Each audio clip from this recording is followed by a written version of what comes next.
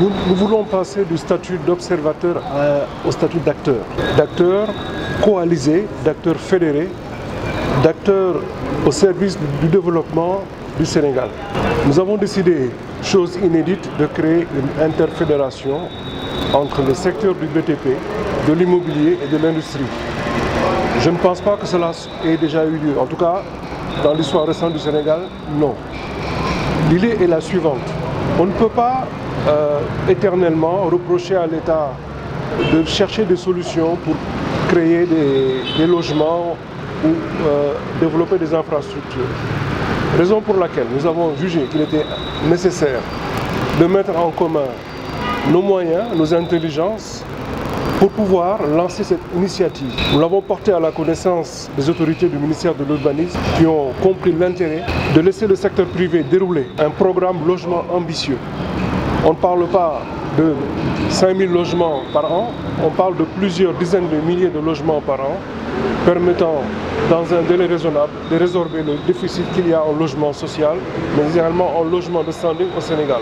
Pour ça, différentes solutions ont été examinées et les chefs d'entreprise réunis en interfédération ont pu établir un schéma qui semble tenir la route. Évidemment, nous allons l'éprouver, nous allons continuer les réflexions, mais je pense qu'avant la fin de l'année, nous aurons pu résoudre l'ensemble de l'équation et nous pourrons, avec l'État, je dis bien avec l'État, et c'est très important qu'on le dise, car rien ne peut se faire sans l'État, nous pourrons structurer un projet très ambitieux, comme l'a dit le président Allah, qui avoisinera les 15 milliards de dollars et qui permettra de changer quand même profondément la face du Sénégal en matière de logement. C'est un consortium d'entreprises.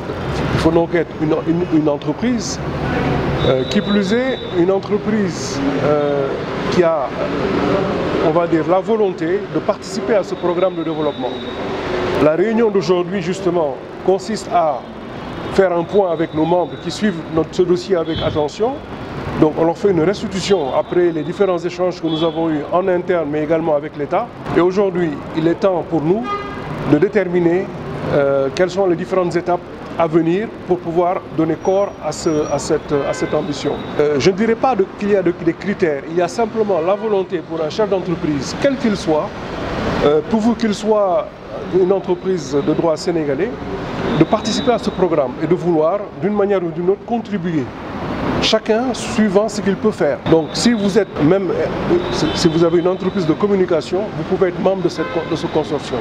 Le Sénégal est un pays ouvert, le Sénégal est un pays tolérant. Mais vous avez bien remarqué que de plus en plus, à l'international, les États, y compris les grandes nations, cherchent des solutions endogènes, c'est-à-dire des solutions autocentrées. Les gens comptent sur leurs propres forces. Il est temps qu'au Sénégal, nous apprenions à compter sur nos propres forces. La solution ne viendra pas de l'étranger. Nous l'avons compris, nous. Nous savons que, et le président Allah vous l'a dit, il y a au Sénégal déjà un certain nombre d'unités de production industrielle sur lesquelles nous pouvons nous poser, nous pouvons nous appuyer pour construire les infrastructures dont nous avons besoin. Nous avons besoin d'une petite expertise. Mais construire des logements, le Sénégal sait le faire depuis plus de 60 ans. Donc nous n'avons besoin de personne. On a peut-être besoin de financement, on a besoin pour certains aspects de pouvoir délocaliser des usines, donc des partenariats gagnant-gagnant avec des entrepreneurs étrangers. Mais cela ne va pas au-delà. Encore une fois, croyant en nous, croyant en nos forces, nous n'avons besoin de personne, si ce n'est de nous-mêmes.